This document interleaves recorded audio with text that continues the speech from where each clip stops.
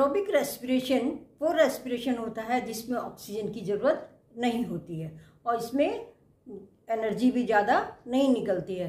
पहला जो first step होता है या पाथवे होता है वो एनारोबिक और एरोबिक रेस्पिरेशन में सेम होता है और वो होता है ग्लाइकोलिसिस। हम जानते हैं ग्लाइकोलिसिस में एक मॉलिक्यूल ग्लूकोज से 2 मॉलिक्यूल पायरुविक एसिड बनते हैं।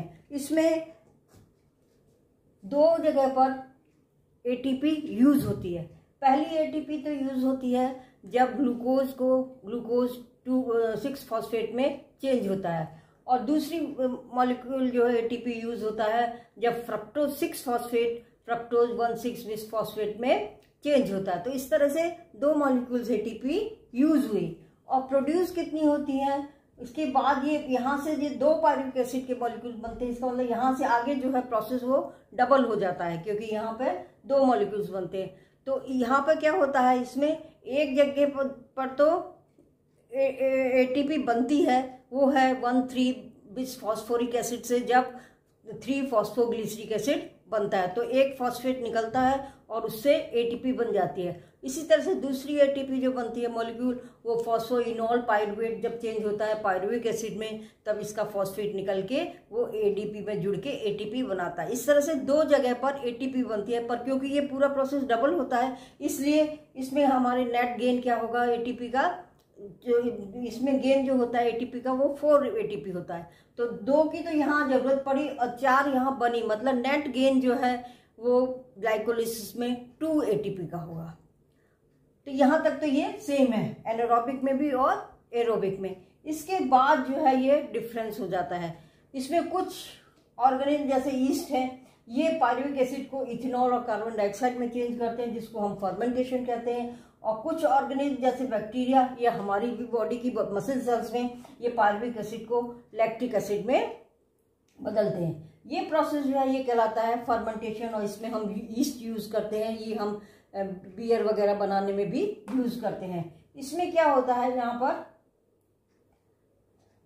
2 एंजाइम्स लिखे हुए हैं, पायरुविक एसिड डी कार्बोक्सिलेज और अल्कोहल डिहाइड्रोजनेज। एक्चुअली ये 2 स्टेप्स में होता है। पहले पायरुविक एसिड चेंज होता है एसीटल्डिहाइड और कार्बन डाइऑक्साइड में और फिर इसमें यूज होता है पायरुविक एसिड डी कार्बोक्सिलेज क्योंकि इसमें से ये कार्बन डाइऑक्साइड को बाहर निकाल रहा है। तो ये एंजाइम हो गया पायरुविक एसिड डी कार्बोक्सिलेज। उसके बाद एसीटल्डिहाइड को अल्कोहल डिहाइड्रोजनेज चेंज करता है इथेनॉल में। तो आधे पोर्शन में तो बना पहले एसीटल्डिहाइड और कार्बन डाइऑक्साइड और दूसरे में फिर ये जब अल्कोहल डिहाइड्रोजनेज एंजाइम यूज होगा उस समय एसीटल्डिहाइड को ये चेंज कर देता है इथेनॉल में। तो इस तरह से जो एंड प्रोडक्ट है वो है इथेनॉल और कार्बन डाइऑक्साइड।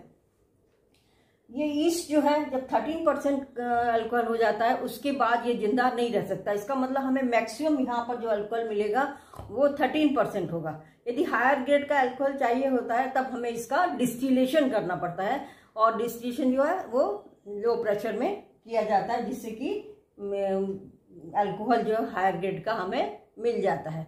और दूसरी चीज इस दौरान जब ये डिहाइड्रोजनेशन होता है एसीटल्डिहाइड का तब NADH+H यूज होता है और ये रिडक्शन कर देता है इसका और ये NAD+ रीजनरेट हो जाता है। जो ग्लाइकोलिसिस में यहाँ यूज हुआ था NAD+ वो यहाँ से रीजनरेट हो जाता है। तो इस तरह से ये प्रोसेस हो जाता है पूरा फर्मेंटेशन का।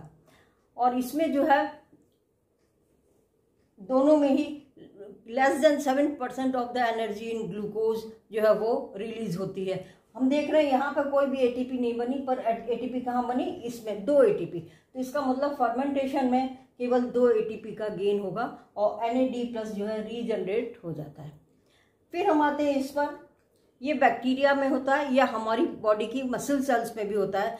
जब हम एक्सरसाइज करते हैं तब हमें इतनी ऑक्सीजन सफिशिएंट नहीं मिल पाती कि ये कंप्लीट ऑक्सीडेशन ग्लूकोज का हो, उस समय ये जो है लैक्टिक एसिड में बदल जाता है और जब हम ऑक्सीजन अवेलेबल होती है तब फिर इसका कंप्लीट ऑक्सीडेशन होकर कार्बन डाइऑक्साइड और वाटर और एनर्जी मिल जाती है।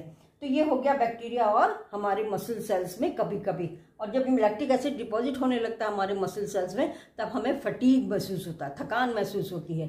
तो इसमें क्या होता है, यहाँ पे एंजाइम यूज होता है लैक्टेज डिहाइड्रोजनेज और ये पायरुविक एसिड को लैक्टिक एसिड में चेंज कर देता है, क्योंकि ये रिवर्सिबल रिएक्शन होता है, इसीलिए यहाँ पे एंजाइम लैक्टेज डिहाइड्रोजिनेज है, मतलब हाइड्रोजन को रिमूव करता है। पर इस डायरेक्शन में होगा तो यहाँ हाइड्रोजन चाहिएगी, ये हाइड्रोजन जो है NADH+H देता है और NAD+ में चेंज हो जाता है, फिर ये रीजनरेट हो गया और यहाँ ये यूज हो जाएगा और ये लैक्टिक एसिड बन जाता है।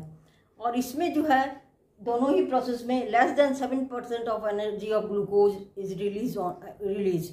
इसमें जो है पूरी एनर्जी जो ग्लूकोज में है वो रिलीज नहीं होती है, पूरी एनर्जी रिलीज होती है एरोबिक रेस्पिरेशन में। तो एनारोबिक और एरोबिक में पहला डिफरेंस तो यही हो गया कि कंप्लीट ब्रेकडाउन नहीं होता है एनारोबिक में ग्लूकोज का, पर एरोबिक में कंप्लीट ब्रेकडाउन हो जाता है और ये CO2 और H2 और एनर्जी में बदल जाता है। दूसरी चीज यहाँ पर चाहे ये प्रोसेस हो चाहे ये प्रोसेस हो, हमें 2 मॉलिक्यूल ATP ही मिलती है फ्रॉम 1 मॉलिक्यूल ऑफ ग्लूकोज, लेकिन एरोबिक में 38 मिलती है।